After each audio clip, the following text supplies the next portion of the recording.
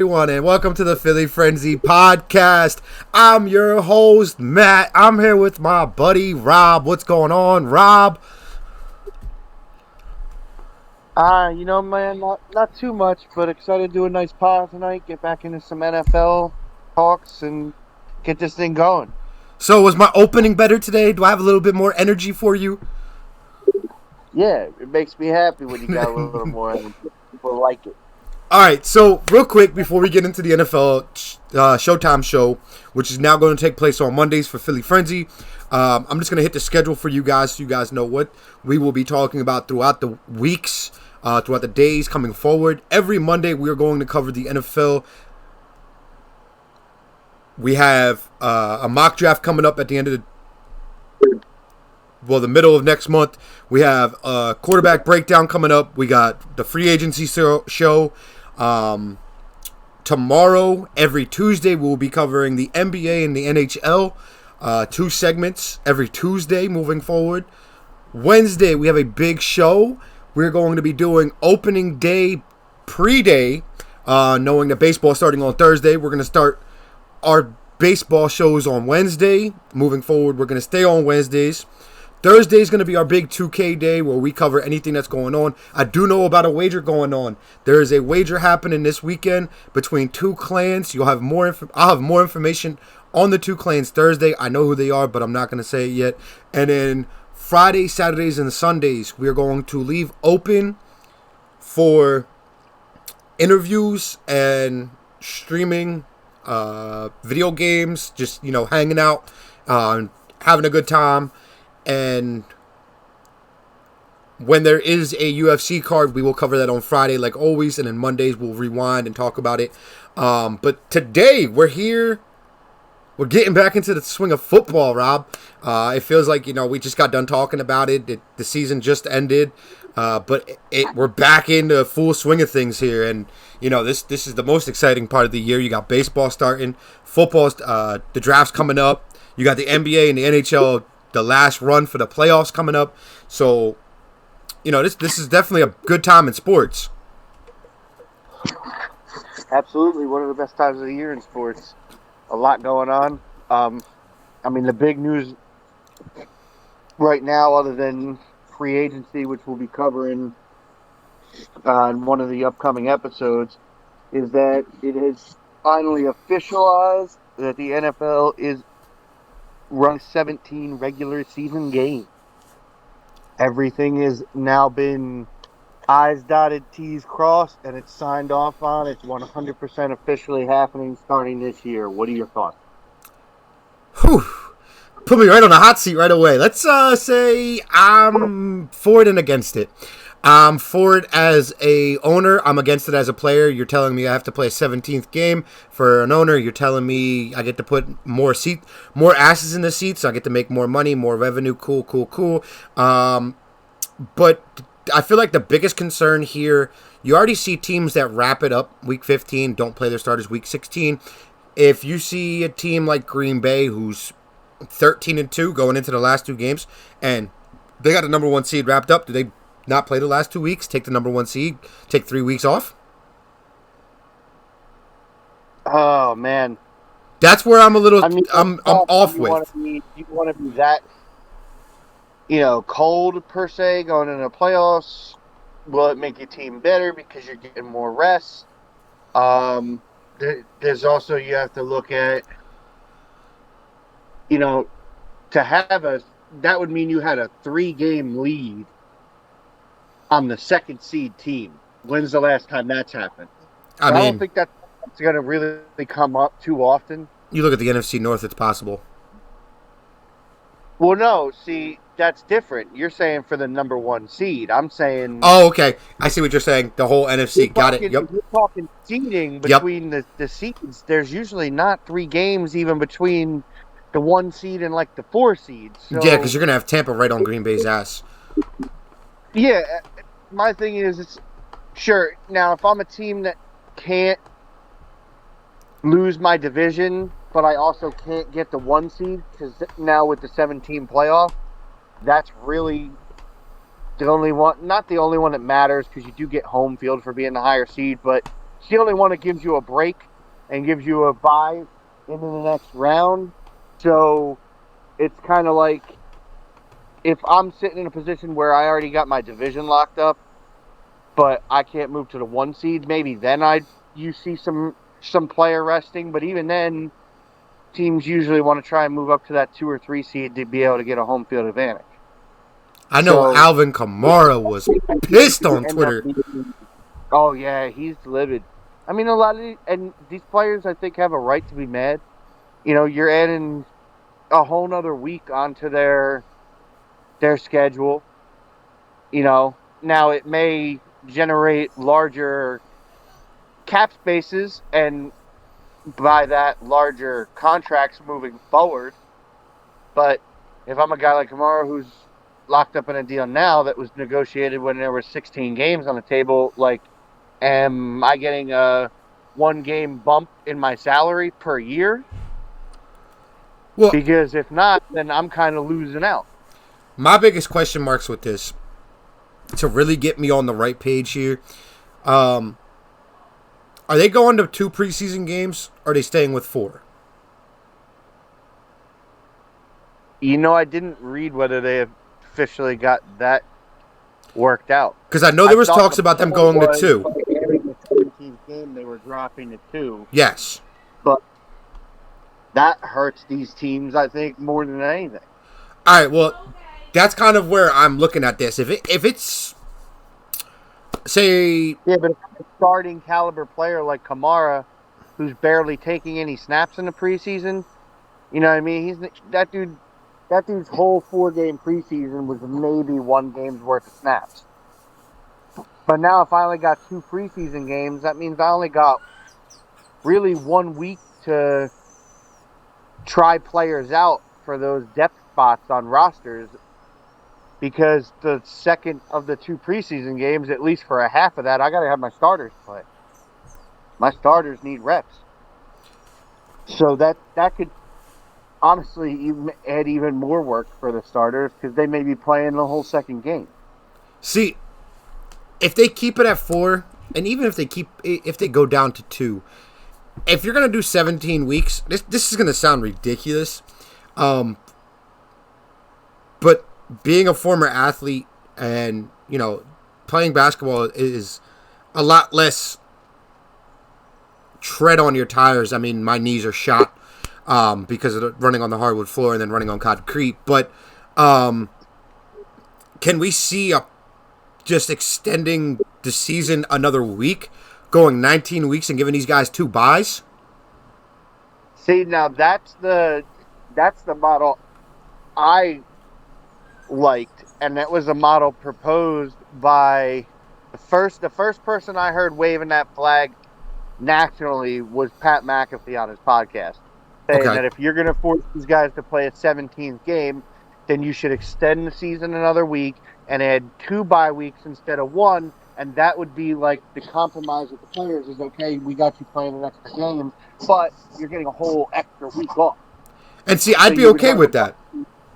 Somewhere in the first half of the season, and you would get another bye somewhere in the second half of the season. If I was an athlete, I'd be okay with that.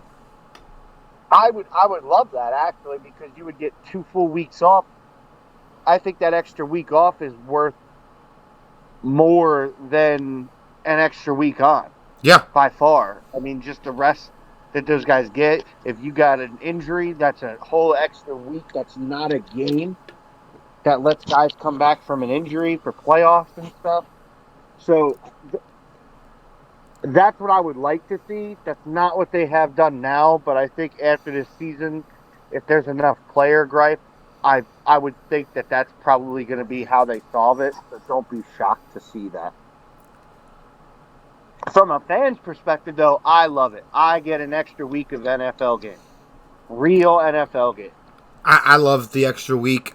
Like I said, I do look at it a little bit differently. I like being an athlete. I know the wear and tear. I know the struggles of, you know, working consistently, and then let's just add an extra week on and not give you any extra, you know, break. So, and I didn't even play at a high level, so that definitely, you know, kind of grinds my gears to think about an NFL player, especially like a guy like Kamara, who's a running back. You already know they're limited 4, 5, 6 great seasons, and then they start producing at a lower level. So you're adding an extra game on. You're taking apart their shelf life. Yeah, no, I mean, I understand that. I love the extra game a year, but I would be I'm pretty unhappy about this, I think. If I was playing in the league, like I said, one, like, okay, under my 6-year, $42 million contract, I make $250,000 a game right now. Do I get an extra $250,000 check? So just technically my $42 million contract would become like whatever, 43 and a half. yeah, Because I have 4 years of extra $250,000 paychecks. Like, I don't know the details. If that's not happening, if I didn't gain an automatic raise from this, and I'm getting kind of screwed over money-wise because I negotiated a contract when there were 16 games and now there's 17 and you're not compensating me properly, then I'd be even more livid as a player. But yeah, that's going to be the biggest thing because I know kind of stinks. You've been bringing it up, so that's something that I am very interested in seeing. If they just say, okay, here's 17 weeks, we're going to give you an extra $250,000 for week 17, or are they going to spread that 16 million instead of in 16 weeks now over 17 weeks, and you're not getting a bump in your salary? Yeah, that one thing I also heard possibly being proposed about that is like, so once you hit the playoffs, these NFL guys get incentives. Paid X number of dollars a game. Yeah, their contract no longer is what pays them. So there was talks that it may be just a flat offer across the league, like, oh, week 17 games, every NFL player gets paid $200,000, which, again, if I'm one of these top guys in the NFL with a big contract, no, that's kind of BS. I want what I'm owed, not. You're not telling me if I'm Carson, I'm Patty Mahomes with that yes, fat contract. Yes, if I'm Patrick Mahomes, I'm $2 million a week based off my contract. You're not going to tell me I got to play this extra game for $200,000. That's a pay cut I wouldn't be willing to take. See, I don't think it's going to be the whole $200,000 that would hurt Patty Mahomes. If I'm Patty Mahomes and you're paying everyone $200,000, I made $2 million a week, $3 million a week, $4 million, whatever it is. And the punter's making $50,000. And the punter's making $50,000 a week, and then you're telling me on week 17 the punter and I are both receiving the same check? I'm gonna be pissed off. That's what I'm saying. If I've earned this huge contract, I'm gonna be pissed that I'm taking a pay cut where other guys, may not be taking much of a pay cut or might be getting a pay raise. Yeah. So I feel like the details that come out eventually are going to make this easier to understand if I'm for it or against it. Right now I'm against it for reasons of the players. I just feel like they're getting the shit end of the stick. Yeah, I mean, I do feel like, like I said, if I was a player, I'd be upset. If I was an owner, I would be happy. As a fan, part of me is happy because I'm excited I get an extra week of the season every year. But if this ends up causing a lot more injuries or a lot more guys sitting out for rest, then what's the point of the extra week type deal? It's not going to be anything that I'm interested in. So it could be really cool for the fans, or it could end up being pretty much useless.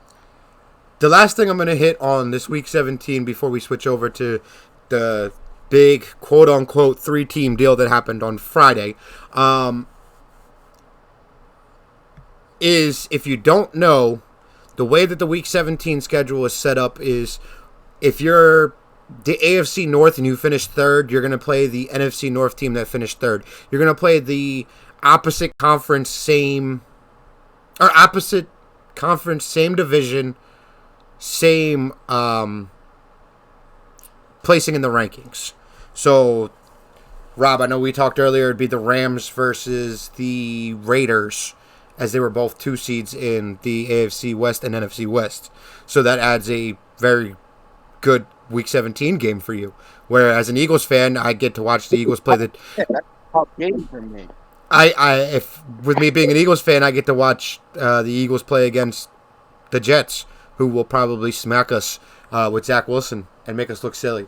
But jumping into Zach Wilson, I mean, not really, but in a sense, there was a deal made over the weekend, actually before the weekend, on Friday.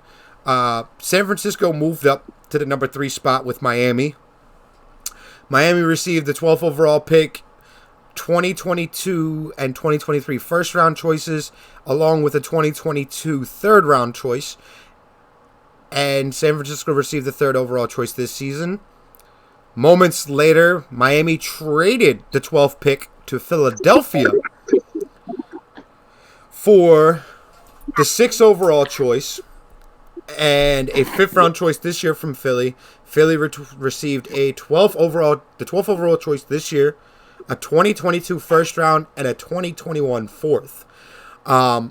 As an Eagles fan, I called Rob. I started crying. I was like, what are they doing? I want Jamar Chase. Oh, my God. The Eagles. Howie Roseman just wants me to die in a hole. He doesn't want anybody good here. But. And then I calmed down and explained to you why this trade. After looking at this deal, Deshaun Watson and Russell Wilson were 2 guys that were like, oh, they could just walk through the door now that we have 4 first-round picks and Jalen Hurts.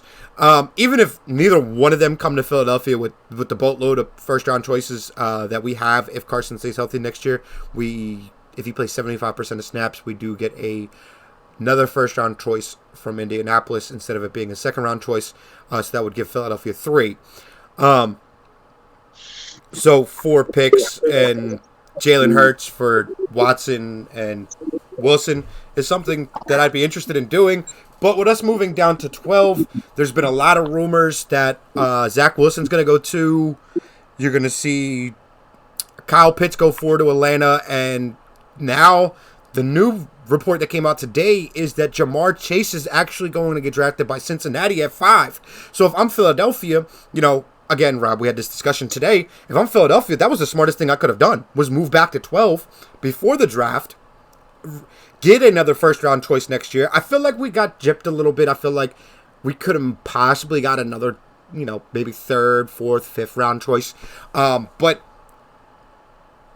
we got an extra first-round choice next year with the 12th overall pick to where if Jalen Waddle, Devonta Smith fall to Philadelphia at 12, Howie starts looking a little bit like he knows what he's doing. Because instead of drafting him at 6, we got an extra first, and we still get a stud receiver. Hopefully, Devonta Smith will put on weight, so we don't have to worry about him getting cracked over the middle on the first play of his rookie year. One team that made out more than I think Philly did was Miami. Oh, yeah. Between these 2 deals, Miami made out like bandits, bro. Yeah, you gave up. They decided to go with Tua Tagovailoa, not take a quarterback at 3, and they ended up gaining more picks over the next few years and ending up back inside the top 10 to get one of these top prospects. Yeah, I mean, you traded your own first-round pick next year, but you do receive San Francisco's first-round pick in 2022, 2023. You have Seattle? No, it's not Seattle. They have a first... is it Houston's first-round pick next year? I think it might be Houston's. They have a first-round... I think it is. They have another first-round choice next year from a trade that happened last year, so they are sitting still on 3 first-round choices after this draft. They still have the 18th overall selection, along with now the 6th overall pick. So Miami is sitting in a very good situation with 5 first-round picks over the next 3 years. They're kind of set up like Philly. Philly now does have 11 draft picks, which is the most in the NFL going into the draft this year. And San Francisco, Mac Jones better really be this answer. They keep saying Mac Jones, Mac Jones, Mac Jones. Rob, you and I talked about this. Mac Jones seems like he's going to be a good fit for Shanahan. But it makes sense. Like you said, he's a smart guy. He's got the intangibles. He's not a guy that's going to stand in the pocket. He has the mixes of like a Derek Carr, Carson Wentz. Not freakishly athletic, but they're not statues in the pocket. I mean, if Mac Jones comes out and he's the best quarterback at Alabama in the last 500 years, then San Francisco did the right thing. They could trade Jimmy G, and maybe they accumulate one of these first round choices that they traded to Miami back.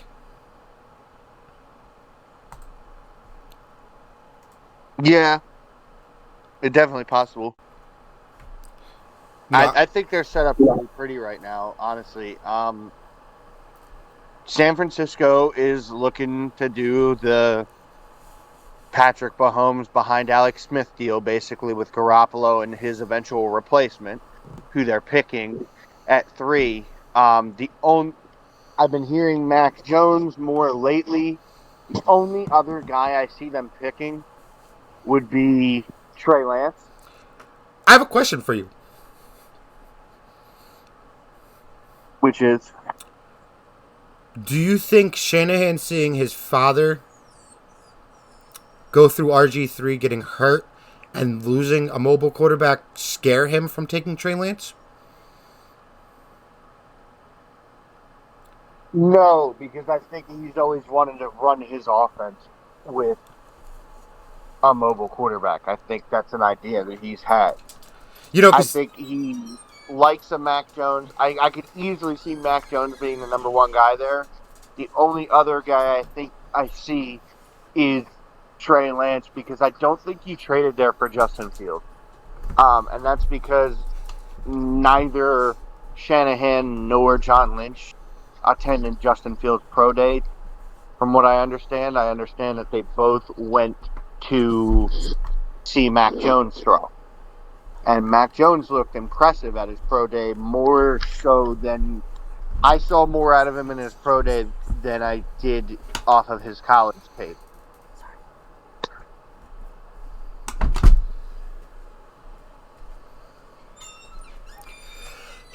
Yeah, Mac Jones looked impressive. I